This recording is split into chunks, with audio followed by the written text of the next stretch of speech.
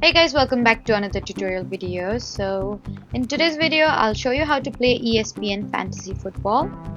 So if you're new to fantasy football and want to learn how everything works, just follow along.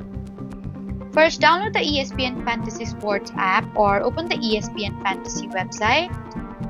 Next, create an account or sign in with your ESPN account. And after that, join a fantasy league or create your own league with friends. And once you join a league, you'll need to build your own team through the draft. During the draft, choose NFL players for different positions like quarterback, running back, wide receiver, and defense. And after creating your roster, manage your team every week. Then check player performances, injuries, matchup, and update your lineup before game starts. So that was how to play ESPN Fantasy Football. Don't forget to like, comment, and subscribe for more helpful tutorials. Thank you for watching.